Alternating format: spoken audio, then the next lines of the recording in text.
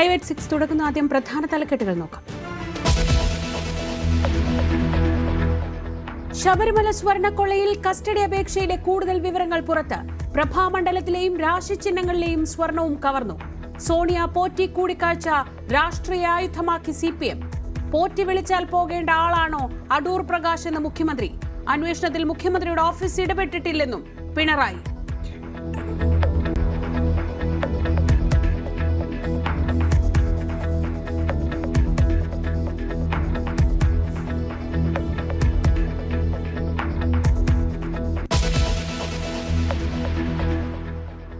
വെള്ളാപ്പള്ളിയുടെ ചതിയൻ ചന്തു പരാമർശം തള്ളി CPM.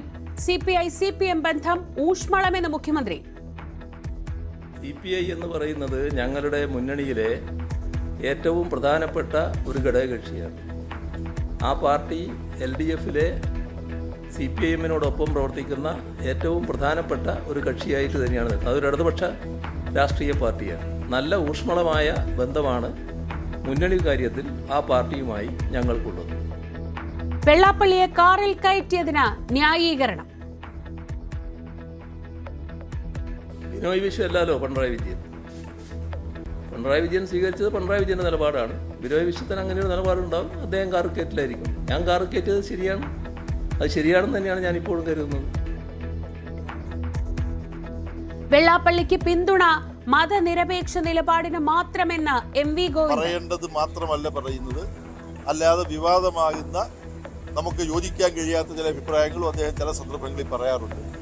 അപ്പം അങ്ങനെ സംഭവിക്കുമ്പോൾ എന്താണ്, യോജിക്കാവുന്ന അഭിപ്രായങ്ങൾ അദ്ദേഹം പറയുന്നതിനെ നമ്മൾ സ്വീകരിക്കും, അല്ലാത്ത അഭിപ്രായങ്ങൾ പറയുമ്പോൾ നമ്മൾ അതിനെ തള്ളിക്കളയും. ആ സമീപനമാണ് കമ്മ്യൂണിസ്റ്റ് മാർക്സിസ്റ്റ് പാർട്ടിക്കുള്ളത്.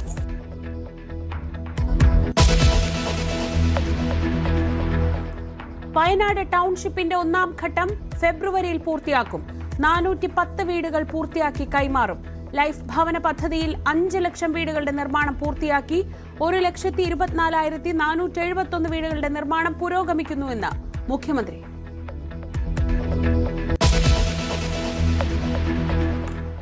തിരുവനന്തപുരം കോർപ്പറേഷൻ ഭരണസമിതിയെ അഭിനന്ദിച്ച് പ്രധാനമന്ത്രി. കേന്ദ്ര സഹായം വികസിത തിരുവനന്തപുരത്തിനായി ഉപയോഗിക്കണമെന്ന് മോദി. ഇലക്ട്രിക് ബസ് വിവാദത്തിൽ കൊമ്പുകോർത്ത് കോർപ്പറേഷനും സർക്കാരും. നഗരപരിധിക്ക് പുറത്തെ സർവീസ് അനധികൃതമെന്ന് ആവർത്തിച്ച് മേയർ. കരാർ വായിച്ചു നോക്കണമെന്ന് ഗതാഗത മന്ത്രി.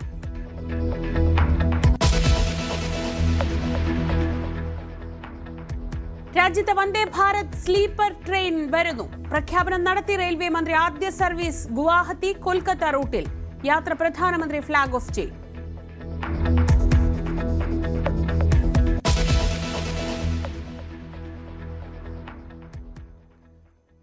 പുതുവത്സരാഘോഷങ്ങൾക്കിടെ സ്വിറ്റ്സർലൻഡിലെ റിസോർട്ടിൽ അഗ്നിബാധ. 40 പേർ മരിച്ചു. 100-ലേറെ പേർക്ക് പരിക്ക്. അപകട കാരണം വ്യക്തമല്ല. അന്വേഷണം തുടങ്ങി police.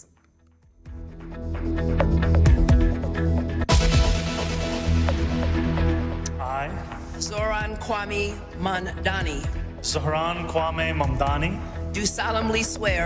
Do solemnly swear. That I will support the Constitution of the United States. That I will support the Constitution of the United States. The Constitution of the State of ന്യൂയോർക്കിനെ നയിക്കാൻ ഇനി ഏറ്റവും പ്രായം കുറഞ്ഞ മേയർ.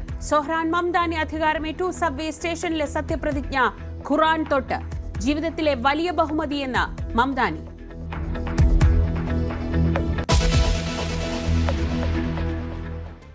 ശബരിമലയിൽ കൂടുതൽ സ്വർണ്ണക്കൊള്ള നടന്നതിന്റെ വിവരങ്ങൾ SIT സമർപ്പിച്ച റിമാൻഡ് റിപ്പോർട്ടിൽ.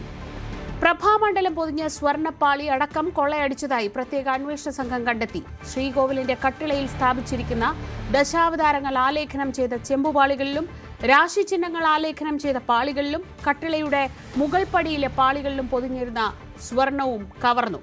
7 ചെമ്പ് പാളികളിൽ നിന്ന് വേർതിരിച്ചെടുത്ത സ്വർണം പങ്കജ് ഭണ്ഡാരിയുടെയും ഗോവർദ്ധന്റെയും കൈവശമുണ്ടെന്നാണ് SITയുടെ നിർണായക കണ്ടെത്തൽ. ശബരിമല സ്വർണ്ണക്കൊള്ളയിൽ കൂടുതൽ സ്വർണം ശബരിമലയിൽ നിന്നും അടിച്ചു മാറ്റിയിട്ടുണ്ട്, കൊള്ള ചെയ്തിട്ടുണ്ട് എന്ന തരത്തിലുള്ള വിവരങ്ങളാണ് ഇപ്പോൾ SITയുടെ അന്വേഷണത്തിന്റെ ഭാഗമായി പുറത്തു വരുന്നത്.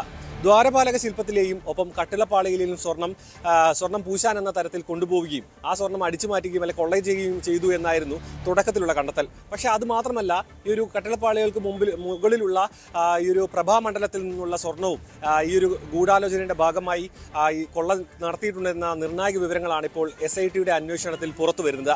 അതായത് ഈ കണക്കിൽപ്പെടുന്ന, അതായത് നിലവിലെ അന്വേഷണ പരിധിയിൽ വരുന്ന സ്വർണത്തിനേക്കാൾ കൂടുതൽ സ്വർണം ഇവിടെ നിന്നും കൊള്ള ചെയ്ത് കൊണ്ടുപോയിട്ടുണ്ട്. ആ മാത്രമല്ല, ഈ സ്വർണം കൊള്ള ചെയ്ത് കൊണ്ടുപോയ സ്വർണം സ്വകാര്യ ആവശ്യങ്ങൾക്ക് ഉപയോഗിച്ചു, കൃത്യമായി പങ്കിട്ടെടുത്തു എന്ന തരത്തിലുള്ള നിർണായക വിവരങ്ങളാണ് പുറത്തു വരുന്നത്. ഇതിൽ ഏറ്റവും പ്രധാനപ്പെട്ട മറ്റൊരു കാര്യം എന്ന് പറയുന്നത്, ഇപ്പോൾ ഈ ഒരു കൊള്ള നടന്നിട്ടുള്ള ദ്വാരപാലക ശില്പവും കട്ടിളപ്പാളിയും തിരുവനന്തപുരത്തെ VSSCയിൽ ശാസ്ത്രീയ പരിശോധനയ്ക്കായി അയച്ചിരിക്കുകയാണ്.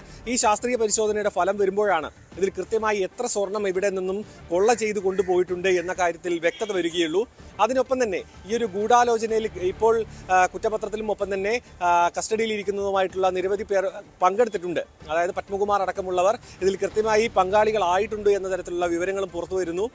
ഈ ഒരു ഉണ്ണികൃഷ്ണൻ പോറ്റിയുടെ നേതൃത്വത്തിൽ ഇടനിലക്കാരനായി നിന്നുകൊണ്ട് ഈ ഒരു ഉന്നതരുമായുള്ള ഗൂഢാലോചന നടത്തി ഈ ഒരു സ്വർണ്ണക്കൊള്ളയിൽ കൃത്യമായി പങ്കാളികളായ N. വാസു, പത്മകുമാർ ഒപ്പമുള്ള എല്ലാവരും ഇതിൻ്റെ ഒരു സാമ്പത്തിക ലാഭമടക്കം നേടി എന്ന തരത്തിലുള്ള രീതിയിലേക്കുള്ള അന്വേഷണവും ഇപ്പോൾ നടന്നുകൊണ്ടിരിക്കുന്നുണ്ട്. അതിനിടയിലാണ് കടകംപള്ളി സുരേന്ദ്രനുമായി ബന്ധപ്പെട്ട കൂടുതൽ വിവാദങ്ങൾ. അതായത് ദേവസ്വം മന്ത്രിയായിരുന്ന ഈ ഒരു കൊള്ള നടക്കുന്ന സമയത്ത് ദേവസ്വം മന്ത്രിയായിരുന്ന കടകംപള്ളി സുരേന്ദ്രനും ഇതിൽ കൃത്യമായി പങ്കുണ്ടെന്ന തരത്തിലുള്ള വിവരങ്ങളാണ് പ്രത്യേക അന്വേഷണ സംഘത്തിന് ലഭിച്ചുകൊണ്ടിരിക്കുന്നത്. ഈ ഒരു കഴിഞ്ഞ ശനിയാഴ്ചയാണ് കടകംപള്ളി സുരേന്ദ്രനെ ചോദ്യം ചെയ്യാൻ വേണ്ടി വിളിപ്പിച്ചത്. പക്ഷേ ആ ചോദ്യം ചെയ്തതിന് ശേഷം ലഭിച്ച വിവരങ്ങൾ ചില വൈരുദ്ധ്യങ്ങളുണ്ട് എന്ന തരത്തിലുള്ള വിവരങ്ങൾ SITക്ക് ലഭിച്ചിട്ടുണ്ട്. അതുകൊണ്ട് ഈ ഒരു വിദേശ പര്യടനം അടക്കം ചർച്ച ചെയ്യും. കാരണം ഒരു വിദേശ പര്യടനം നടത്തിയിട്ടുണ്ട്. ചെന്നൈ അടക്കമുള്ള സ്ഥലങ്ങളിലേക്ക് കടകംപള്ളി സുരേന്ദ്രൻ യാത്ര ചെയ്തിട്ടുണ്ട്. ഇതിൻ്റെയൊക്കെ പശ്ചാത്തലവും ഒപ്പം തന്നെ അന്ന് താമസിച്ച സ്ഥലങ്ങളും ഒപ്പം ഫോൺ കോളുകളും യാത്രാ വിവരങ്ങളും എല്ലാം പരിശോധിച്ച ശേഷമായിരിക്കും ഇനി മറ്റൊരു ചോദ്യം ചെയ്യലിലേക്ക് കാര്യങ്ങൾ കടക്കുക. അങ്ങനെയാണെന്നുണ്ടെങ്കിൽ തുടക്കം തൊട്ട് തന്നെയുള്ള ആരോപണത്തിന്റെ അടിസ്ഥാനത്തിലുള്ള ഉന്നതരിലേക്ക് എത്രയും പെട്ടെന്ന് SIT എത്താനുള്ളൊരു സാധ്യതയുമുണ്ട്. ഒരു 900-ലധികം ഗ്രാം സ്വർണം കട്ടു എന്ന് പറയുന്നതിൽ അതിനപ്പുറത്തേക്ക് എന്തൊക്കെ ഇവിടെ നിന്നും നഷ്ടമായി എന്നതും വരും ദിവസങ്ങളിലെ അന്വേഷണത്തിൽ മാത്രമേ വ്യക്തമാവുള്ളൂ. ക്യാമറമാൻ അരുണിനോടൊപ്പം സാരംഗ് സുധാകരൻ, News 18, തിരുവനന്തപുരം. ശബരിമല സ്വർണ്ണക്കൊള്ള അന്വേഷിക്കുന്ന SITയെ CPM രാഷ്ട്രീയമായി ഉപയോഗിക്കുന്നുവെന്ന ആരോപണവുമായി UDF. മുന്നണി കൺവീനർ അടൂർ പ്രകാശിനെ ചോദ്യം ചെയ്യാനിരിക്കെയാണ് UDFന്റെ നിർണായകമായ പ്രതികരണം. എന്നാൽ ചോദ്യം ചെയ്യാൻ വിളിപ്പിച്ചിട്ടില്ലെന്നും P. ശശിയുടെ പണിയാണ് ഇപ്പോൾ നടക്കുന്നതെന്നും അടൂർ പ്രകാശ് ആരോപിച്ചു. സ്വന്തക്കാരെ ചോദ്യം ചെയ്യാൻ വിളിപ്പിക്കുമ്പോൾ എന്തിനാണ് പരിഭ്രാന്തി എന്ന് വിമർശിച്ച CPM പോറ്റിക്ക് സോണിയാഗാന്ധിയെ കാണാൻ അവസരമൊരുക്കിയത് ആരെന്ന് വ്യക്തമാക്കണമെന്നും ചോദിച്ചു. ശബരിമല സ്വർണ്ണക്കൊള്ള കേസിൽ SIT നടത്തുന്ന അന്വേഷണത്തിൽ സംശയം ഉന്നയിച്ചുകൊണ്ട് UDF നേതാക്കൾ രംഗത്തെത്തിയിരിക്കുകയാണ്. തന്നെ ചോദ്യം ചെയ്യാൻ വിളിപ്പിക്കുമെന്ന വാർത്തകൾക്ക് പിന്നിൽ P. ശശി എന്ന ആരോപണമാണ് UDF കൺവീനർ അടൂർ പ്രകാശ് ഉന്നയിച്ചിരിക്കുന്നത്. എനിക്ക് യാതൊരു അറിവുമില്ല, എന്നെ അങ്ങനെ വിളിച്ചിട്ടുമില്ല. എന്തായാലും മുഖ്യമന്ത്രിയുടെ ഓഫീസുമായി ബന്ധപ്പെട്ടുകൊണ്ട് പൊളിറ്റിക്കൽ സെക്രട്ടറി ആണെന്ന് എനിക്ക് തോന്നുന്നു ശശി ഉണ്ടാക്കിയിട്ടുള്ള ഒരു പുതിയ ഒരു പണിയാണ് ഇപ്പോൾ നടന്നിട്ടുള്ളത്. SITക്ക് മേൽ വലിയ തരത്തിലുള്ള സമ്മർദ്ദമാണെന്നും ഉദ്യോഗസ്ഥർ വലിയ സമ്മർദ്ദത്തിന്റെ നടുവിലൂടെയാണ് അന്വേഷണം നടത്തിക്കൊണ്ടിരിക്കുന്നതെന്നുമായിരുന്നു AICCയുടെ സംഘടനാകാര്യ ജനറൽ സെക്രട്ടറി കൂടിയായ KC വേണുഗോപാലിന്റെ പ്രതികരണം. അന്വേഷണത്തിന്റെ വഴി എങ്ങോട്ടാണ് പോകുന്നതെന്ന് ഇപ്പം നമുക്ക് പ്രവചിക്കാൻ പറ്റുന്നില്ല. പക്ഷേ അന്വേഷണ രീതികളെക്കുറിച്ച് ഒരുപാട് സംശയങ്ങൾ പൊതുസമൂഹത്തിനുണ്ട്. ഈ അന്വേഷണം നടക്കുന്നത് ഹൈക്കോടതി ഇടപെട്ടുകൊണ്ട് മാത്രമാണല്ലോ. ഹൈക്കോടതി ഇടപെട്ടില്ലായിരുന്നെങ്കിൽ ഒരാളും ഇപ്പോഴും അകത്താകില്ലായിരുന്നു, ഈ അന്വേഷണം ഉണ്ടാവില്ലായിരുന്നു, ഇത് പുറത്തു വരില്ലായിരുന്നു. അപ്പോൾ ഹൈക്കോടതിയാണ് ഇക്കാര്യത്തിൽ ഏറ്റവും വലിയ ശരിയായിട്ടുള്ള നടപടിയുമായി മുന്നോട്ട് പോയത്. ഹൈക്കോടതി നിയമിച്ച SIT ആണെങ്കിലും ഈ SITയെ ഉദ്യോഗസ്ഥന്മാരെല്ലാം കേരള സർക്കാർ നിയന്ത്രണത്തിലുള്ള ഉദ്യോഗസ്ഥന്മാരാണ്. കേരള സർക്കാർ നിയന്ത്രിക്കുന്ന ഒരു പോലീസിനെ എത്രമാത്രം മുന്നോട്ട് പോകാൻ പറ്റുമെന്നുള്ളതിൻ്റെ പരിമിതിയാണ് നമ്മളിപ്പോൾ കണ്ടുകൊണ്ടിരിക്കുന്നത്. അതേസമയം SITയെ നിയോഗിച്ചത് ഹൈക്കോടതിയാണെന്നും സംസ്ഥാന സർക്കാരിന് അതിൽ ഒരു പങ്കുമില്ല എന്നായിരുന്നു CPM സംസ്ഥാന സെക്രട്ടറി കൂടിയായ MV ഗോവിന്ദന്റെ പ്രതികരണം. അതോടൊപ്പം സോണിയാഗാന്ധിയെ കാണാൻ ഉണ്ണികൃഷ്ണൻ പോറ്റിക്ക് അവസരമുണ്ടാക്കിയത് ആരാണ്, എല്ലാ കാര്യങ്ങളും SIT അന്വേഷിക്കട്ടെയെന്നും MV ഗോവിന്ദൻ പ്രതികരിച്ചു. ഹൈക്കോടതിയുടെ നിർദ്ദേശാനുസരണമാണ് അവർ തന്നെയാണ് SIT രൂപീകരിച്ചത്. അല്ലാതെ ഹൈക്കോടതി നിർദ്ദേശിച്ച് ഗവൺമെന്റ് രൂപീകരിച്ചതല്ല. ഈ കള്ളക്കടത്തിന്റെ അല്ലെങ്കിൽ ഏറ്റവും പ്രധാനപ്പെട്ട ഈ കൊള്ളയുടെ പ്രധാനപ്പെട്ട വക്താവും ആ സ്വർണം കൊണ്ടുപോയിട്ട് വിറ്റു എന്ന് കൃത്യമായിട്ട് അവർ തന്നെ സ്വർണം കടത്തല്ലോ, സ്വർണം കണ്ടെത്തി. അവര് എന്തടിസ്ഥാനത്തിലാണ് ഇവരെല്ലാമായിട്ടുള്ള ബന്ധം ശക്തിപ്പെട്ടു എന്നത് മിശ്രം പറയേണ്ടിയുണ്ട്. SITയുടെ അന്വേഷണം അവസാന ഘട്ടത്തിലേക്ക് കടക്കുമ്പോൾ അതിനെ രാഷ്ട്രീയമായ ആരോപണ പ്രത്യാരോപണങ്ങൾക്കുള്ള അവസരമാക്കി മാറ്റിയിരിക്കുകയാണ് CPM-ഉം UDF-ഉം. വലിയ തരത്തിലുള്ള പ്രചാരണമാണ് ഇതുമായി ബന്ധപ്പെട്ട് ഇരു കക്ഷികളും പ്രധാനപ്പെട്ട നേതാക്കൾ തന്നെ നടത്തിക്കൊണ്ടിരിക്കുന്നത്. അതേസമയം SITക്ക് മേൽ വലിയ തരത്തിലുള്ള സമ്മർദ്ദമുണ്ട് എന്ന വിഷയം ചൂണ്ടിക്കാണിച്ചുകൊണ്ട് രാഷ്ട്രീയ പ്രചാരണം സജീവമാക്കാനുള്ള ഒരു നീക്കമാണ് UDF-ന്റെ ഭാഗത്തുനിന്ന് ഇപ്പോൾ ഉണ്ടായിരിക്കുന്നത്. അതേസമയം സോണിയാഗാന്ധി ഉണ്ണികൃഷ്ണൻ പോറ്റി കൂടിക്കാഴ്ച വലിയ രാഷ്ട്രീയ ആയുധമാക്കുകയാണ് CPM. പോറ്റി വിളിച്ചാൽ പോകേണ്ട ആളാണോ അടൂർ പ്രകാശ് എന്നായിരുന്നു മുഖ്യമന്ത്രിയുടെ ചോദ്യം. സോണിയാഗാന്ധിയുടെ കൂടെ നിന്നത് ശബരിമല സ്വർണ്ണക്കൊള്ളക്കേസിലെ 1-ാം പ്രതിയായ പോറ്റിയാണ്. പോറ്റി ആദ്യം കയറിയത് അവിടെയാണ്. ചില കാര്യങ്ങൾ മറുപടി പറയാൻ പറ്റാത്ത അവസ്ഥ വരുമ്പോൾ എന്നാൽ ഇരിക്കട്ടെ ഒരു ആരോപണം എന്നതാണ് ഇപ്പോഴത്തെ സ്ഥിതിയെന്ന് മുഖ്യമന്ത്രി പറഞ്ഞു. സോണിയാഗാന്ധിയുടെ കൂടെ നിന്നത് ഒന്ന്, ഇപ്പോൾ ഈ കേസിൽ ഏറ്റവും പ്രധാനപ്പെട്ട പ്രതിയായി വന്നിട്ടുള്ള പോറ്റിയെ കയറ്റിയെന്ന് പറഞ്ഞില്ലേ, ആ പോറ്റി ആദ്യം കയറിയത് അവിടെയാണ് കേട്ടല്ലേ. അപ്പോൾ പോറ്റി ഒറ്റക്ക് അവിടെ ചെല്ലുകയല്ല, പോറ്റി ഒരു ഭാഗത്ത്, പിന്നെ മറ്റൊരു ഭാഗത്ത് ഈ ഇപ്പോൾ അന്വേഷക സംഘം കണ്ടെത്തിയിട്ടുള്ള ഈ സ്വർണം വാങ്ങി എന്ന് പറയുന്ന വ്യാപാരി മറ്റൊരാൾ.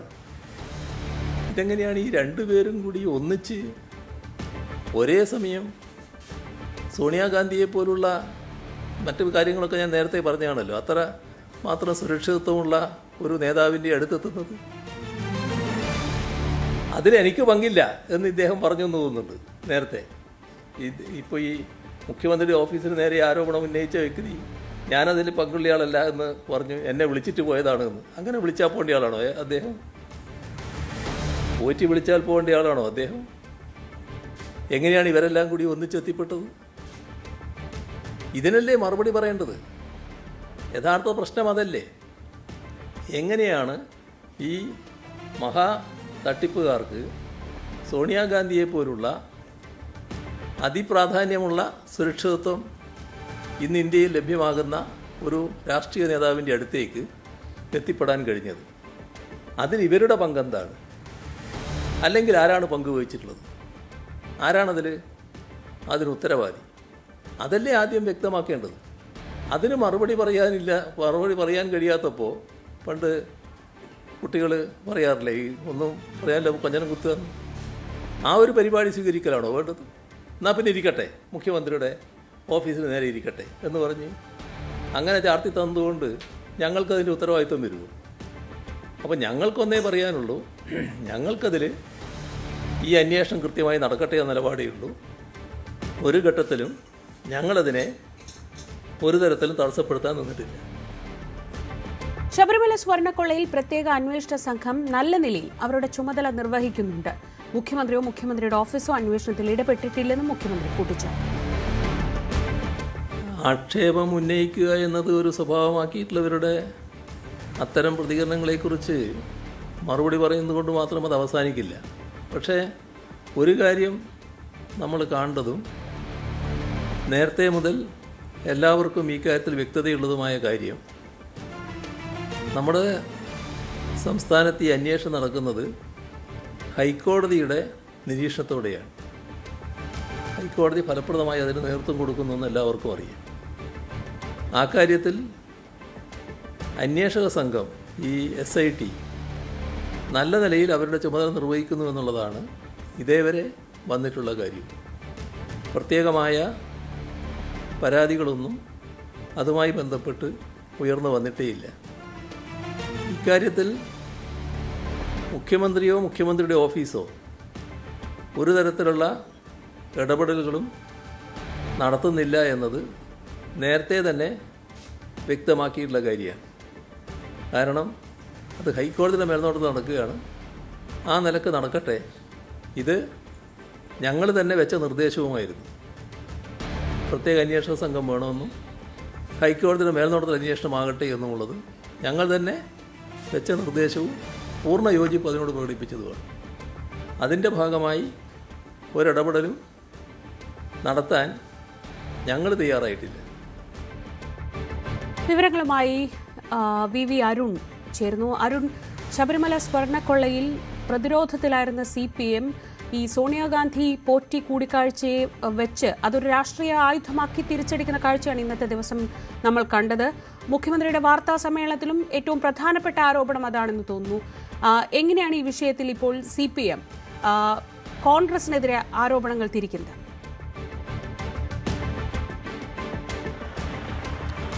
മുഖ്യമന്ത്രിയുടെ കഴിഞ്ഞ ആഴ്ചത്തെ വാർത്താ സമ്മേളനത്തിലും ഈ ആരോപണങ്ങൾ അദ്ദേഹം ഉന്നയിച്ചതാണ്. പക്ഷേ അതിനുശേഷവും കോൺഗ്രസ് ശക്തമായി തന്നെ സർക്കാരിനും പ്രത്യേകിച്ച് ഇന്ന് മുഖ്യമന്ത്രിയുടെ ഓഫീസിനെതിരെയൊക്കെ ആരോപണങ്ങളുമായി രംഗത്ത് വന്നതാണ് മുഖ്യമന്ത്രിയെ ഇത്തരം ഒരു മറുപടി പറയാൻ പ്രേരിപ്പിച്ചതെന്ന് വേണം കരുതാൻ. പോറ്റിയെ കയറ്റി എന്നാണല്ലോ പറയുന്നത്. എന്നാൽ ആദ്യം പോറ്റി കയറിയത് എവിടെയാണ് എന്ന ചോദ്യമാണ് മുഖ്യമന്ത്രി മുന്നോട്ട് വയ്ക്കുന്നത്. പോറ്റി ആദ്യം കയറിയത് സോണിയാഗാന്ധിയുടെ അടുത്താണ്. ഇതിൻ്റെ ഏറ്റവും പ്രധാനപ്പെട്ട ഓഫീസുകളിലൊന്നായ അല്ലെങ്കിൽ അത്ര സുരക്ഷയുള്ള ഒരു സ്ഥലത്തേക്കാണ് പോറ്റി ആദ്യം എത്തിയത്. പോറ്റി മാത്രമല്ല, പോറ്റി കട്ടവനാണെങ്കിൽ വിറ്റവനും കൂടെയുണ്ട്. ഗോവർദ്ധന്റെ പേര് പറയാതെയായിരുന്നു മുഖ്യമന്ത്രി അത് പരാമർശിച്ചത്.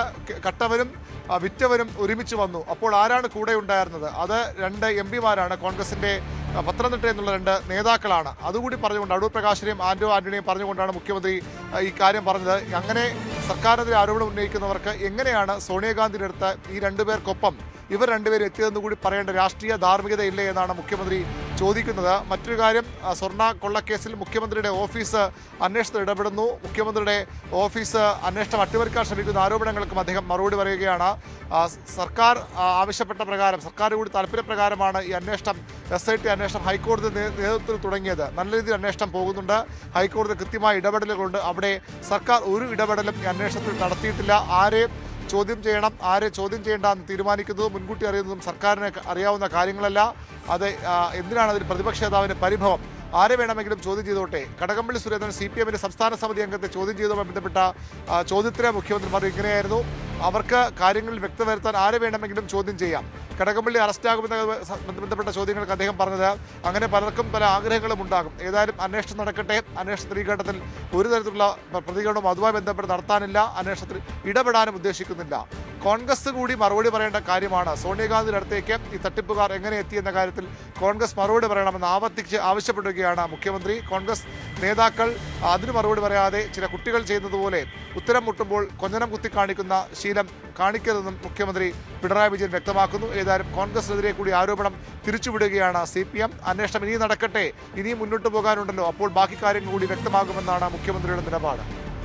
ശരി, ഇന്നത്തെ മറ്റൊരു പ്രധാനപ്പെട്ട മുഖ്യമന്ത്രിയുടെ പ്രതികരണം വെള്ളാപ്പള്ളി നടേശന്റെ CPI വിമർശനത്തിലായിരുന്നു. ഈ വിമർശനത്തെ തള്ളിയും എന്നാൽ വെള്ളാപ്പള്ളിയുടെ മറ്റ് നിലപാടുകളെ ന്യായീകരിച്ചുമാണ് ഇന്ന് CPM സംസ്ഥാന സെക്രട്ടറി MV ഗോവിന്ദൻ ഉൾപ്പെടെയുള്ളവർ രംഗത്തെത്തിയത്.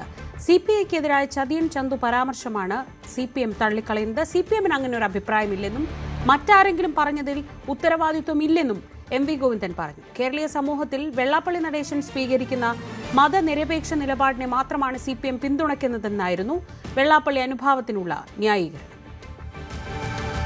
പാർട്ടി കമ്മിറ്റികളിൽ മുഖ്യമന്ത്രിക്കെതിരെ വിമർശനം ഉന്നയിച്ചതിനും മുഖ്യമന്ത്രി ശൈലി മാറ്റാതെ എങ്ങനെ മുന്നോട്ട് പോകുമെന്ന് ചോദിച്ചതിനുമായിരുന്നു വെള്ളാപ്പള്ളി നടേശൻ CPIക്കെതിരെ കഴിഞ്ഞ ദിവസം ആഞ്ഞടിച്ചത്. ചതിയൻ ചന്തുമാരാണ് CPI എന്നാണ് വെള്ളാപ്പള്ളിയുടെ പരാമർശം. അതായത് 10 വർഷം 9.5 വർഷം കൂടെ നിന്ന് എല്ലാം നേടിയിട്ടിപ്പോൾ മുഖ്യമന്ത്രി തള്ളിപ്പറയുന്നതിനെന്ന ചോദ്യമാണ് വെള്ളാപ്പള്ളി ഉന്നയിച്ചത്. അതിന് മറുപടി എന്ന നിലയിലാണ് ഇന്നലെ CPIയുടെ സംസ്ഥാന സെക്രട്ടറി ബിനോയ് വിശ്വം വെള്ളാപ്പള്ളി നടേശനെതിരെ രംഗത്ത് വന്നത്. വെള്ളാപ്പള്ളി നടേശൻ മുസ്ലിം വിരുദ്ധ പ്രസ്താവന നടത്തുകയും അതിനുശേഷം മുഖ്യമന്ത്രിക്കൊപ്പം കാറിൽ പോയതുമൊക്കെ തെരഞ്ഞെടുപ്പ് തിരിച്ചടിയായെന്ന് CPI വിമർശനം ഉയർന്നിരുന്നു. അതുകൂടി കണക്കിലെടുത്തായിരുന്നു വെള്ളാപ്പള്ളിയുടെ CPI വിമർശനം. എന്നാൽ അത് തങ്ങളുടെ നിലപാടല്ല. CPI വിമർശിച്ച വെള്ളാപ്പള്ളിയുടെ നിലപാടിനോട് യോജിക്കുന്നില്ല എന്ന മറുപടിയുമായാണെന്ന് CPM സംസ്ഥാന സെക്രട്ടറി MV ഗോവിന്ദൻ രംഗത്ത് വന്നത്. ഞങ്ങൾ ആരുടെയും നിലപാട് അന്വേഷിച്ച് നോക്കുന്ന നിലപാടുകളില്ല. ഞങ്ങൾക്ക് ഞങ്ങളുടേതായ നിലപാടുണ്ട്. CPIയും ഞങ്ങളും തമ്മിലാണ് ഏറ്റവും നല്ല ഇടതുപക്ഷ ജനാധിപത്യത്തിന്റെ ഭാഗമായിട്ട് 2 പ്രധാനപ്പെട്ട പാർട്ടികൾ എന്ന രീതിയിൽ ഐക്യം. ആ ഐക്യം തുടർന്ന് മുമ്പോട്ടേക്ക് പോകുക എന്നുള്ളത് തന്നെയാണ് ഞങ്ങൾ ഉദ്ദേശിക്കുന്നത്. അതിനെ അങ്ങനെ അതിന്റെ ഉത്തരവാദിത്വം ഞങ്ങളല്ലോ. അത് ഉത്തരം പറയേണ്ടത് വെള്ളാപ്പള്ളി നടേശനെ ചോദിക്കാൻ പറഞ്ഞു. വെള്ളാപ്പള്ളിയുടെ മുസ്ലിം വിരുദ്ധ പ്രസ്താവന, ന്യൂനപക്ഷ വിരുദ്ധ പ്രസ്താവനകൾ CPM തള്ളിപ്പറയുന്നില്ല, വെള്ളാപ്പള്ളി തള്ളിപ്പറയുന്നില്ല എന്ന ആക്ഷേപം ശക്തമായിരുന്നു. അതിനിടയിലാണ് വെള്ളാപ്പള്ളിയുടെ മതേതര നിലപാടുകൾക്ക് മാത്രമാണ് തങ്ങളുടെ പിന്തുണ എന്ന നിലപാട് വ്യക്തമാക്കി CPM സംസ്ഥാന സെക്രട്ടറി MV ഗോവിന്ദൻ ഇന്ന് മാധ്യമങ്ങളെ കണ്ടപ്പോൾ സംസാരിച്ചത്. വെള്ളാപ്പള്ളി നടേശനെടുക്കുന്ന മതനിരപേക്ഷ ഉള്ളടക്കത്തോടുകൂടിയുള്ള നമ്മുടെ നാടിന്റെ, നമ്മുടെ കേരളത്തിന്റെ പൊതുവായ നിലപാടുകളോട്, സമീപനങ്ങളോട് CPIM-ന് എല്ലാ കാലത്തും യോജിപ്പാണ്. ആ യോജിപ്പിക്കുന്നത് തുടരും. എന്നാൽ അതിൽ നിന്ന് വ്യത്യസ്തമായ നിലപാടുകൾ അദ്ദേഹം എടുക്കുമ്പോൾ അതിന്റെ ഉത്തരവാദിത്വം CPIM ഏറ്റെടുക്കേണ്ട കാര്യം അത്രയേ ഉള്ളൂ. വെള്ളാപ്പള്ളിയുടെ ന്യൂനപക്ഷ വിരുദ്ധ പ്രസ്താവനകളും മുഖ്യമന്ത്രി പിണറായി വിജയനോടും CPM-നോടും കാട്ടുന്ന അമിത താൽപര്യവും തെരഞ്ഞെടുപ്പിൽ ന്യൂനപക്ഷങ്ങളെ അകറ്റിയെന്ന വിമർശനം CPM-ന്റെ നേതൃയോഗങ്ങളിലും ഉയർന്നു വന്നിരുന്നു. CPI കുറെ കൂടി ശക്തമായി വെള്ളാപ്പള്ളി ഈ തോൽവിക്ക് പ്രധാന കാരണമായി മാറിയെന്ന് തന്നെ വിമർശിച്ചു. ഏതായാലും അങ്ങനെയുള്ള വെള്ളാപ്പള്ളിയെ പൂർണ്ണമായും തള്ളിപ്പറയുന്നതുവരെ CPM തയ്യാറായില്ല. പക്ഷേ വെള്ളാപ്പള്ളിയുടെ പ്രസ്താവനയോട് യോജിപ്പില്ല, മതേതര നിലപാടുകളോട് മാത്രമാണ് യോജിപ്പെന്നൊരു പരാമർശത്തിലൂടെ വെള്ളാപ്പള്ളി ആ കാര്യത്തിൽ CPM തള്ളിപ്പറയുകയാണ്. പക്ഷേ മുഖ്യമന്ത്രി കഴിഞ്ഞ ദിവസവും വെള്ളാപ്പള്ളി വർഗീയത പറഞ്ഞിട്ടില്ല എന്ന നിലപാടാണ് ആവർത്തിച്ചത്. പൂർണ്ണമായും വെള്ളാപ്പള്ളി തള്ളിക്കളയാൻ മുഖ്യമന്ത്രിയും ഇതുവരെ തയ്യാറായിട്ടില്ല. മുഖ്യമന്ത്രിയുടെ പ്രതികരണം പിന്നീടാണ് വന്നത്. CPI വഞ്ചനയും ചതിയും കാണിക്കുന്നു എന്ന തോന്നൽ CPM-ന് ഇല്ലെന്ന് മുഖ്യമന്ത്രി. CPM-ഉം CPI-യുമായി ഊഷ്മളമായ ബന്ധമാണുള്ളത്. CPI ചതിയൻ ചന്തു എന്ന വെള്ളാപ്പള്ളി നടേശന്റെ ആക്ഷേപം സംബന്ധിച്ച ചോദ്യത്തിന് അല്പസമയം മുൻപ് മുഖ്യമന്ത്രി വാർത്താസമ്മേളനത്തിൽ മറുപടി പറഞ്ഞത് ഇങ്ങനെ: CPI എന്ന് പറയുന്നത് ഞങ്ങളുടെ മുന്നണിയിലെ ഏറ്റവും പ്രധാനപ്പെട്ട ഒരു ഘടകകക്ഷിയാണ്. ആ പാർട്ടി LDF-ലെ CPIM-നോടൊപ്പം പ്രവർത്തിക്കുന്ന ഏറ്റവും പ്രധാനപ്പെട്ട ഒരു കക്ഷിയായിട്ട് തന്നെയാണ് നിൽക്കുന്നത്. അതൊരു ഇടതുപക്ഷ രാഷ്ട്രീയ പാർട്ടിയാണ്. നല്ല ഊഷ്മളമായ ബന്ധമാണ് മുന്നണി കാര്യത്തിൽ ആ പാർട്ടിയുമായി ഞങ്ങൾക്കുള്ളത്. ഏതെങ്കിലും തരത്തിലുള്ള ഒരു വഞ്ചനയും ചതിയും കാണിക്കുന്നുവെന്ന തോന്നൽ ഞങ്ങൾക്കാർക്കുമില്ല.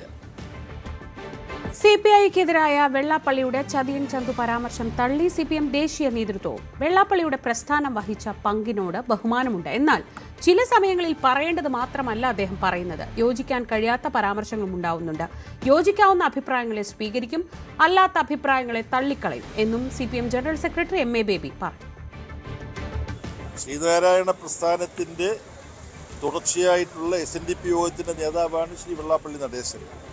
അപ്പോൾ ആ നിലയിൽ അദ്ദേഹത്തിൻ്റെ പ്രസ്ഥാനം ചരിത്രപരമായി വഹിച്ച പങ്കിനോടെല്ലാം നമുക്ക് ബഹുമാനമുണ്ട്.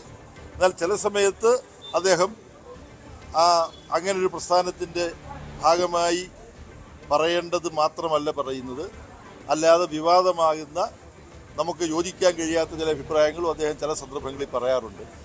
അപ്പോൾ അങ്ങനെ സംഭവിക്കുമ്പോൾ എന്താണ്, യോജിക്കാവുന്ന അഭിപ്രായങ്ങൾ അദ്ദേഹം പറയുന്നതിനെ നമ്മൾ സ്വീകരിക്കും, അല്ലാത്ത അഭിപ്രായങ്ങൾ പറയുമ്പോൾ നമ്മൾ അതിനെ തള്ളിക്കളയും. ആ സമീപനമാണ് കമ്മ്യൂണിസ്റ്റ് മാർക്സിസ്റ്റ് പാർട്ടിക്കുള്ളത്. മറ്റു വാർത്തകളുടെ ഇടവേളയ്ക്ക് ശേഷം CPI നേതാക്കളെയും അഭിനന്ദിച്ച് പ്രധാനമന്ത്രി നരേന്ദ്രമോദി. LDF UDF ഒത്തുകളിക്ക് അവസാനമായെന്നും വികസിത തിരുവനന്തപുരത്തിനായി കേന്ദ്ര സർക്കാർ സഹായം പ്രയോജനപ്പെടുത്താമെന്നും പ്രധാനമന്ത്രി പറഞ്ഞു. മേയർ VV രാജേഷിനാണ് പ്രധാനമന്ത്രി അഭിനന്ദന കത്തയച്ചത്. അഴിമതിയും ക്രൂരമായ അക്രമവുമാണ് ഇരുമുന്നണികളുടെയും ശീലമെന്നും ഇരുമുന്നണികളുടെയും കേരള ഭരണം അങ്ങേയറ്റം പരിതാപകരമാണെന്നും കത്തിൽ വിമർശിക്കുന്നു. കേന്ദ്രത്തിൽ ഒന്നിച്ചു നിൽക്കുന്ന ഇരുമുന്നണികളും തമ്മിൽ ഫിക്സ്ഡ് മാച്ചാണ് നടക്കുന്നത്. ഇത് ജനം തിരിച്ചറിയാൻ തുടങ്ങിയെന്നും പ്രധാനമന്ത്രി കത്തിൽ പറഞ്ഞു. സ്മാർട്ട് സിറ്റി ഇലക്ട്രിക് ബസ് വിവാദത്തിൽ പരസ്പരം കൊമ്പുകോർത്ത് സർക്കാരും തിരുവനന്തപുരം കോർപ്പറേഷനും. നഗരപരിധിക്ക് പുറത്തേക്കുള്ള ഇലക്ട്രിക് ബസ്സുകളുടെ സർവീസ് അനധികൃതമാണെന്ന് ആവർത്തിക്കുകയാണ് മേയർ VV രാജേഷ്. എന്നാൽ മേയർ കരാർ വായിക്കണമെന്ന നിലപാടിലാണ് ഗതാഗത മന്ത്രി. കോർപ്പറേഷൻ കൌൺസിൽ യോഗത്തിൽ വിഷയം ചർച്ചയാകും. സ്മാർട്ട് സിറ്റി പദ്ധതിയുടെ ഭാഗമായി തിരുവനന്തപുരം നഗരത്തിൽ സർവീസ് നടത്തിക്കൊണ്ടിരിക്കുന്ന ഇലക്ട്രിക് ബസ്സുകളുടെ പ്രവർത്തനങ്ങൾ സംബന്ധിച്ച ആക്ഷേപം ഉന്നയിച്ചുകൊണ്ട് മേയർ VV രാജേഷ് രംഗത്തെത്തിയതിന് പിന്നാലെയാണ് അതിന് രൂക്ഷ വിമർശനവുമായി ഗതാഗത മന്ത്രി ഗണേഷ് കുമാർ മറുപടി നൽകിയിരിക്കുന്നത്. അതിൽ 113 ബസ്സുകൾ സർവീസ് നടത്തുന്നത് കൃത്യമായി നഗരപരിധിക്ക് അപ്പുറത്തേക്ക് പോത്തൻകോട് വരെ പോകുന്നതിന്റെ കാരണമായി ഗതാഗത മന്ത്രി കഴിഞ്ഞ ദിവസം വിശദീകരിച്ചത് കഴക്കൂട്ടത്ത് അത്തരത്തിൽ ബസ്സുകൾ പാർക്ക് ചെയ്യുന്നതിനോ ബസ്സുകൾ തിരിക്കുന്നതിനോ ഒക്കെയുള്ള സംവിധാനങ്ങൾക്ക് പരിമിതികളുണ്ട്. അതുകൊണ്ടാണ് പോത്തങ്കോട് വരെ സർവീസ് നടത്തുന്നതാണ്. അതിനപ്പുറത്തേക്ക് നഗരസഭയ്ക്ക് അതിൽ എന്തെങ്കിലും ആക്ഷേപമുണ്ടായെങ്കിൽ ആ ബസ്സുകൾ മുഴുവൻ നഗരസഭയ്ക്ക് വിട്ടു നൽകിയേക്കാം എന്നും ഗതാഗത മന്ത്രി വ്യക്തമാക്കി. പക്ഷേ അതിനോട് മേയർ വി വി രാജേഷ് പ്രതികരിച്ചത് ലാഭമെല്ലാം ഉണ്ടാക്കിയതിന് ശേഷം ഇനി തിരികെ ബസ് നൽകുന്നതിൽ ഒരു അർത്ഥവുമില്ല എന്നാണ്. എന്തായാലും വരുന്ന കൌൺസിൽ യോഗത്തിൽ ഈ വിഷയം വലിയ തരത്തിലുള്ള ചൂടേറിയ ചർച്ചകൾക്ക് വഴിവെക്കുമെന്ന കാര്യത്തിൽ സംശയമൊന്നും വേണ്ട.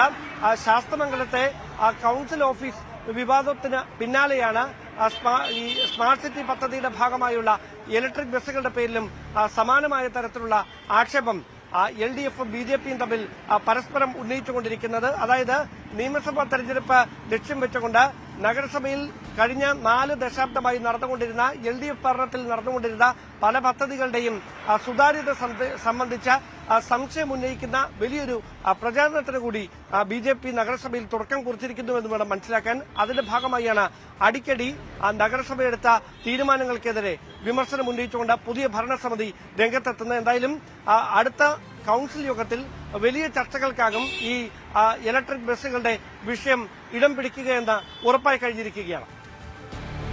വയനാട് ടൌൺഷിപ്പിന്റെ 1ാം ഘട്ടം ഫെബ്രുവരിയിൽ പൂർത്തിയാക്കി വീടുകൾ കൈമാറുമെന്ന് മുഖ്യമന്ത്രി. ടൌൺഷിപ്പിൽ 410 വീടുകളും അനുബന്ധ സൌകര്യങ്ങളുണ്ടാകും. 207 വീടുകളുടെ വാർപ്പ് പൂർത്തിയായി.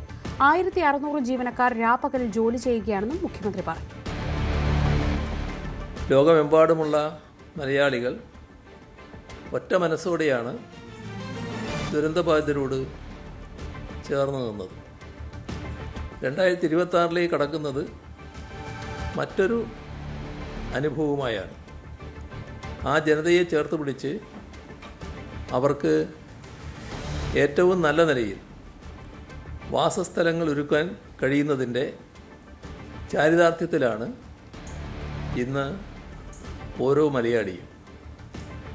ദുരന്തബാധിതരെ പുനരധിവസിപ്പിക്കുന്നതിന് കൽപ്പറ്റ ബൈപ്പാസിന് സമീപം ഏറ്റെടുത്ത എൽസ്റ്റൺ എസ്റ്റേറ്റ് ഭൂമിയിൽ ടൗൺഷിപ്പ് നിർമ്മാണം ദ്രുതഗതിയിൽ പുരോഗമിക്കുകയാണ്. മുഴുവൻ നിർമ്മാണങ്ങൾക്കും 5 വർഷത്തേക്ക് കേടുപാടുകളിൽ നിന്നും കരാറുകാർ സംരക്ഷണം നൽകും. 300ഓളം വീടുകളും അനുബന്ധ സൗകര്യങ്ങളും പൂർത്തീകരിച്ച് 1ാം ഘട്ടമായി ഫെബ്രുവരിയിൽ ഗുണഭോക്താക്കൾക്ക് കൈമാറുന്നതിനാണ് ലക്ഷ്യമിടുന്നത്. ലൈഫ് ഭവന പദ്ധതിയിലൂടെ 5 ലക്ഷം വീടുകളുടെ നിർമ്മാണം പൂർത്തിയാക്കിയെന്ന് മുഖ്യമന്ത്രി. 1,24,471 വീടുകളുടെ നിർമ്മാണം പദ്ധതിയിലൂടെ ഇപ്പോൾ പുരോഗമിക്കുകയാണെന്ന് മുഖ്യമന്ത്രി പറയും.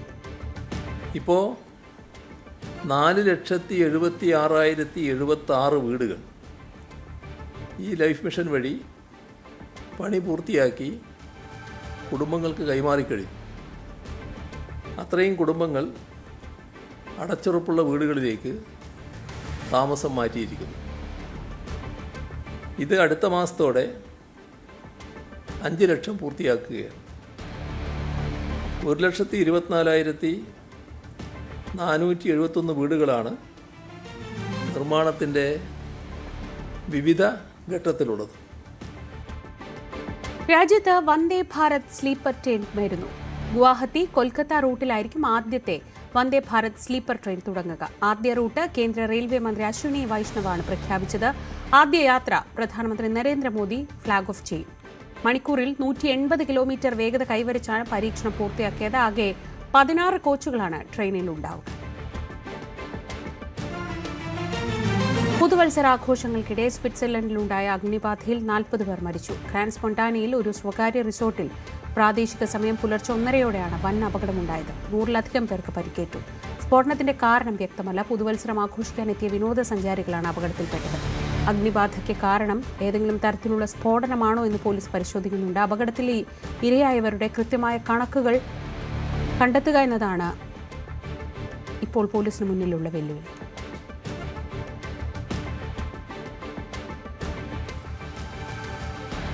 ന്യൂയോർക്ക് മേയറായി ഡെമോക്രാറ്റിക് സോഷ്യലിസ്റ്റായ സൊഹ്റാൻ മംദാനി സത്യപ്രതിജ്ഞ ചെയ്തു. നഗരത്തിന്റെ 112ാമത് മേയറാണ് മംദാനി. മാൻഹാറ്റനിലെ പ്രശസ്തമായ ഓൾഡ് സിറ്റി ഹാൾ സ്റ്റേഷനിലായിരുന്നു സത്യപ്രതിജ്ഞ. ഖുറാനിൽ തൊട്ട് സത്യപ്രതിജ്ഞ ചെയ്താണ് മംദാനി അധികാരമേറ്റത്. 34കാരനായ മംദാനി ന്യൂയോർക്കിന്റെ ഏറ്റവും പ്രായം കുറഞ്ഞ മേയർ കൂടിയാണ്. പ്രശസ്ത ചലച്ചിത്രകാരി മീര നായരുടെ മകനാണ്. മേയർ തെരഞ്ഞെടുപ്പിന്റെ പ്രചാരണ ഘട്ടത്തിൽ ഡൊണാൾഡ് ട്രംപുമായുള്ള അഭിപ്രായ വ്യത്യാസങ്ങളെ തുടർന്ന് മംദാനി ഏറെ വാർത്താ ശ്രദ്ധ നേടി. Faithfully discharge the duties of the office of the mayor of the city of New York according to the best of my ability. So help me God. Congratulations, Mr. Mayor. ബംഗ്ലാദേശുമായുള്ള ബന്ധം ശക്തിപ്പെടുത്താൻ പുതിയ നയതന്ത്ര നീക്കവുമായി ഇന്ത്യ. വിദേശകാര്യമന്ത്രി S Jaishankar BNP acting chairperson Tariq റഹ്മാനെ കണ്ടു. മുൻ ബംഗ്ലാദേശ് പ്രധാനമന്ത്രി ഖാലിദ സിയുടെ സംസ്കാര ചടങ്ങിൽ പങ്കെടുത്ത അദ്ദേഹം ഇടക്കാല സർക്കാർ പ്രതിനിധികളുമായും ചർച്ച നടത്തി. മുഹമ്മദ് യൂനിസിനെ പൂർണ്ണമായും അവഗണിച്ചുകൊണ്ടായിരുന്നു ഈ നീക്കം. മുഹമ്മദ് യൂനിസിന്റെ നേതൃത്വത്തിലുള്ള ഇടക്കാല സർക്കാർ അധികാരത്തിൽ വന്ന ശേഷമാണ് ബംഗ്ലാദേശിൽ കടുത്ത ഇന്ത്യ വിരുദ്ധതയും ന്യൂനപക്ഷ ആക്രമണങ്ങളും വർദ്ധിച്ചത്. ജമാഅത്തെ ഇസ്ലാമിയുടെ നേതൃത്വത്തിൽ നടന്ന അടിഞ്ഞാട്ടങ്ങളെ നിയന്ത്രിക്കാൻ സർക്കാർ ഫലപ്രദമായ യാതൊരു നടപടിയും സ്വീകരിച്ചിരുന്നില്ല. ബംഗ്ലാദേശിലെ മാറുന്ന രാഷ്ട്രീയ സാഹചര്യം മുതലെടുത്ത് ആടിയുലഞ്ഞ നയതന്ത്ര ബന്ധം പുനഃസ്ഥാപിക്കുക ഇന്ത്യയെ സംബന്ധിച്ച് നിർണായകമാണ്. മുൻ പ്രധാനമന്ത്രി ഖാലിദ സിയുടെ സംസ്കാര ചടങ്ങിൽ പങ്കെടുക്കാനെത്തിയ വിദേശകാര്യമന്ത്രി എസ് ജയശങ്കറാണ് ഇതിനായി ആദ്യ ചരടുവലികൾ നടത്തിയത്.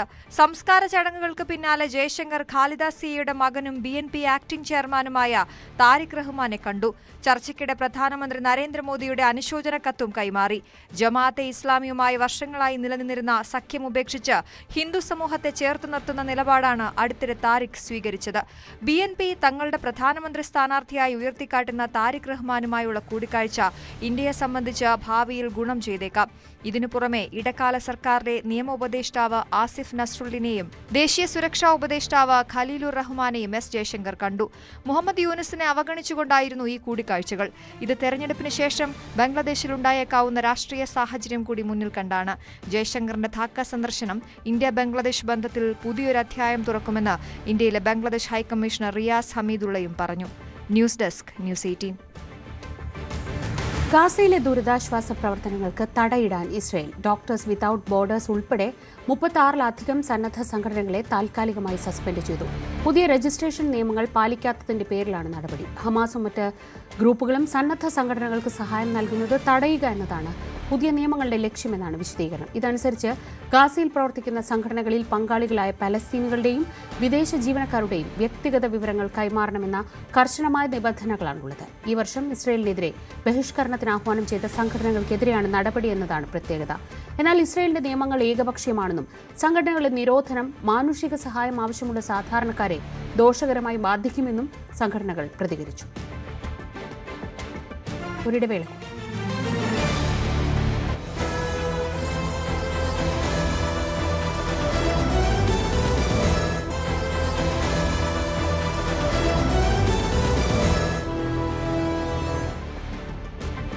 പുതുവർഷം രാഷ്ട്രീയ കേരളത്തിനും വലിയ മാറ്റങ്ങളുടേതാകുമോ? 10 വർഷത്തെ ഇടതുഭരണത്തിന് തുടർച്ചയുണ്ടാവുമോ? അതോ UDF തിരിച്ചെത്തുമോ?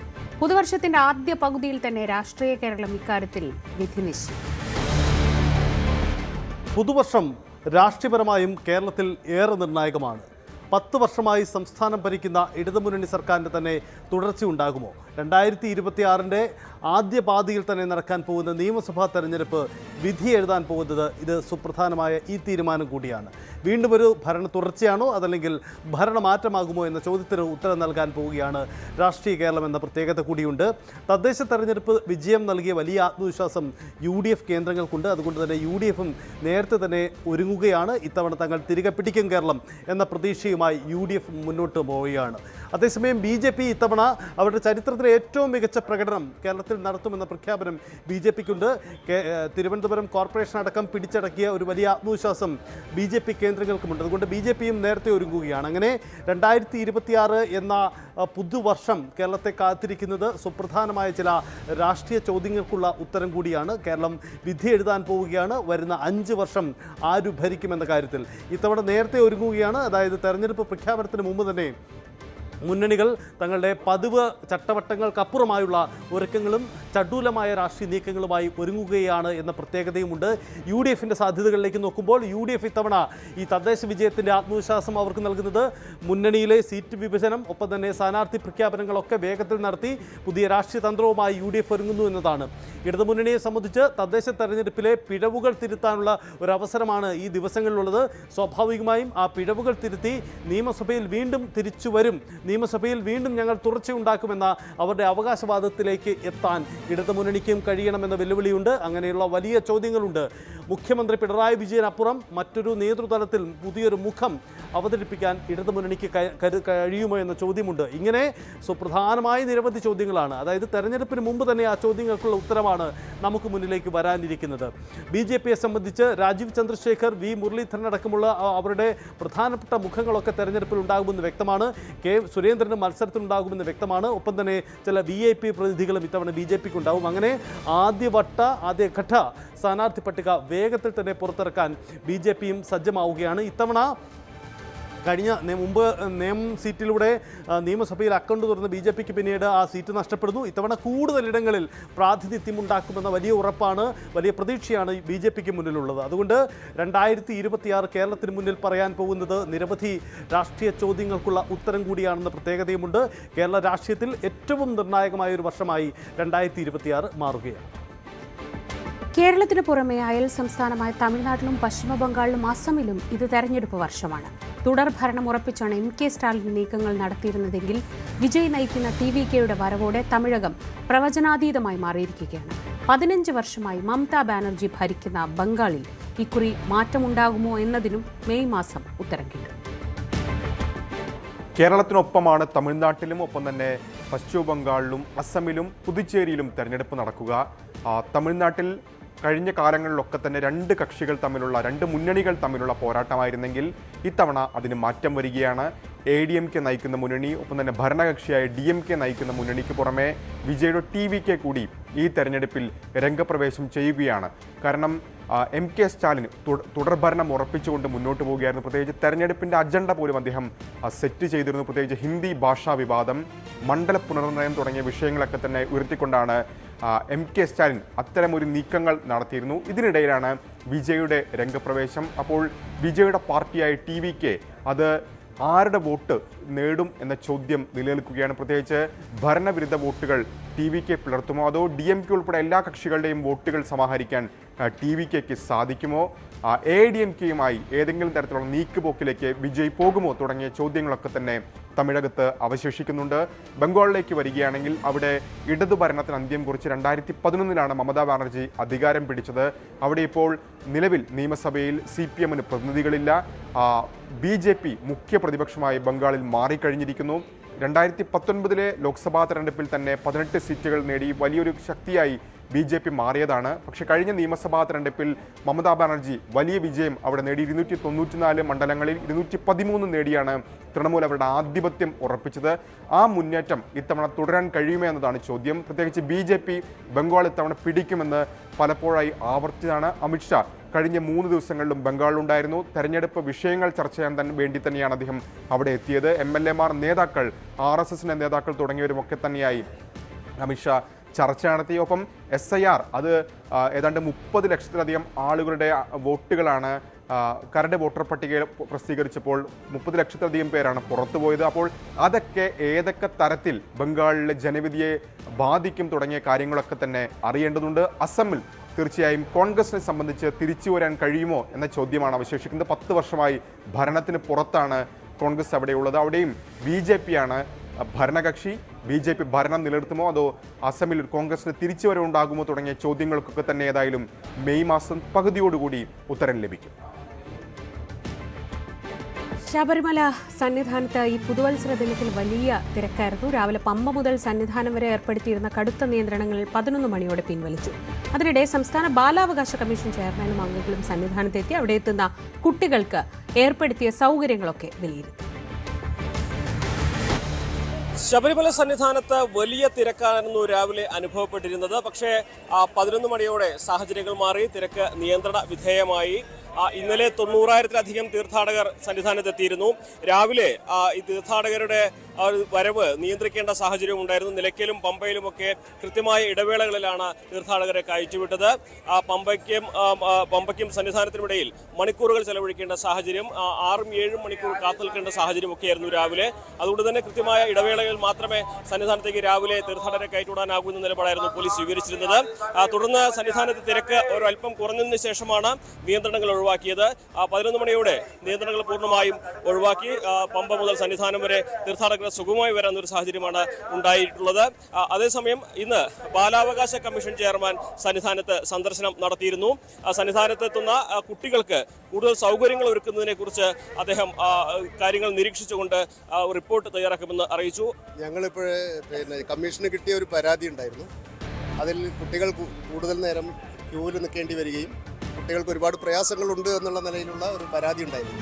അത് പ്രായോഗികമായിട്ട് എന്താണ് അതിൻ്റെ പ്രശ്നമെന്ന് നേരിട്ട് മനസ്സിലാക്കേണ്ടതിൻ്റെ ഭാഗമായിട്ടാണ് ഇത്തരമൊരു സന്ദർശനം നടത്തിയിട്ടുള്ളത്. ഇന്നലെ ഞങ്ങൾ പമ്പയിൽ വൈകുന്നേരം എത്തി.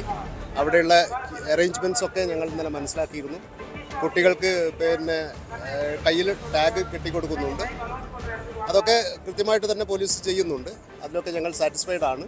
പക്ഷേ എന്തായാലും ഈ ഒരു വലിയ ക്രൗഡ് ഇവിടെ വരുമ്പോഴുണ്ടാകുന്ന ഒരു വലിയ മോബിനെ നിയന്ത്രിക്കാൻ വേണ്ടി വരുമ്പോൾ അതിലുള്ള ചില പ്രായോഗിക പ്രശ്നങ്ങൾ ഞങ്ങളിപ്പോൾ രാവിലെ 1 മണിക്കൂറോളം ഇപ്പോൾ ADGP ആയിട്ട് സംസാരിച്ചു. ദേവസ്വം അധികൃതരുമായിട്ട് സംസാരിച്ചു. അവർ ഞങ്ങൾക്ക് മറുപടിയും ലഭ്യമാക്കിയിട്ടുണ്ട്. ഇനി എന്തൊക്കെ ചെയ്യാൻ പറ്റുമെന്നുള്ളത് ഒരു മീറ്റിംഗ് കൂടെ ഉന്നത അധികാരികളുമായിട്ട് ഒരു മീറ്റിംഗ് കൂടെ നടത്തിയതിന് ശേഷം എന്തെങ്കിലും ചെയ്യാൻ പറ്റുമോ എന്നുള്ളത് പരിശോധിക്കുന്നു. പ്രത്യേക ക്യൂ വേണമെന്നാണ് ഞങ്ങൾ ആഗ്രഹിക്കുന്നത്. പക്ഷേ അത് പ്രായോഗികമായി എത്രത്തോളം നടപ്പിലാക്കാൻ കഴിയുമെന്നുള്ളതാണ് ഞങ്ങളിപ്പോഴും പരിശോധിക്കാൻ വേണ്ടിയാണ് ഞങ്ങൾ വന്നത്. അപ്പോൾ അതിനിയും കുറച്ചുകൂടെയുള്ള ഡിസ്കഷൻസ് വേണ്ടി വരും. കുട്ടികൾ കുറച്ച് സമയം നിൽക്കേണ്ടി വരുന്നുണ്ട്. അത് പിന്നെ രക്ഷിതാക്കൾ കൂടുതൽ ശ്രദ്ധയും കൂടുതൽ ഉണ്ടാവണമല്ലോ. അതോടൊപ്പം പോലീസിൻ്റെ ശ്രദ്ധ ഇപ്പം ഞങ്ങൾ വരുന്ന വഴിക്ക് ഇന്നിപ്പോൾ ഒരു 5 തവണയെങ്കിലും അനൗൺസ്മെൻറ്റ് കുട്ടികളെ ശ്രദ്ധിക്കണമെന്ന് പറഞ്ഞിട്ടുള്ള അനൗൺസ്മെൻറ്റ് ഒന്ന് കേട്ടിട്ടാണ് ഞങ്ങൾ വരുന്നത്. അപ്പോൾ ഇടയ്ക്കിടയ്ക്ക് അനൗൺസ്മെൻറ്റും വരുന്നുണ്ട്. പോലീസും ഓരോ സ്ഥലത്തും പോലീസ് കാര്യങ്ങൾ ശ്രദ്ധിക്കുന്നുണ്ട്. അതുകൊണ്ട് ഏറെക്കുറെ ഞങ്ങൾ സാറ്റിസ്ഫൈഡ് ആണ്. അതാണെങ്കിലും വരും ദിവസങ്ങളിൽ വലിയ തിരക്കുണ്ടാകുമെന്ന് തന്നെയാണ് ദേവസ്വം ബോർഡിന്റെ കണക്കൂട്ടൽ. 90,000 പേർ നിലവിൽ തന്നെ വരാനുള്ള സാഹചര്യമുണ്ട്. അപ്പോൾ അതിന് തക്ക മുന്നൊരുക്കങ്ങളും ഇവിടെ പൂർത്തിയാക്കിയിട്ടുണ്ട്. മകരവിളക്കിനോടനുബന്ധിച്ച് സാധാരണഗതിയിൽ തിരക്ക് കൂടും എന്ന വിലയിരുത്തലിന്റെ അടിസ്ഥാനത്തിൽ തന്നെയാണ് മുന്നൊരുക്കങ്ങൾ ഇവിടെ പുരോഗമിക്കുന്നത്. രാവിലത്തെ തിരക്ക് ഉച്ചയോടെ മാറിയിട്ടുണ്ട്. പക്ഷേ സാധാരണഗതിയിൽ വൈകുന്നേരങ്ങളിൽ സന്നിധാനത്തെത്തുന്നവർ സന്നിധാനത്തിന് തങ്ങുന്ന സാഹചര്യത്തിൽ രാവിലെ വലിയ തിരക്ക് ഉണ്ടാകുന്നുണ്ട്. അതുകൊണ്ട് തന്നെ രാവിലെ നല്ല നിയന്ത്രണങ്ങൾ ഇനിയുള്ള ദിവസങ്ങളിൽ ഉണ്ടാകുമെന്ന് തന്നെയാണ് മനസ്സിലാക്കാനാകുന്നത്. സന്നിധാനത്തും CB Anumod, news 18. Save box app തട്ടിപ്പിൽ നടൻ ജയസൂര്യയുടെ അക്കൗണ്ടുകളിൽ കൂടുതൽ പരിശോധന. ജയസൂര്യ അടുത്ത ആഴ്ച ED വീണ്ടും ചോദ്യം ചെയ്യും. അതിനു മുൻപ് ബാങ്ക് രേഖകൾ ഹാജരാക്കാനാണ് നിർദ്ദേശം.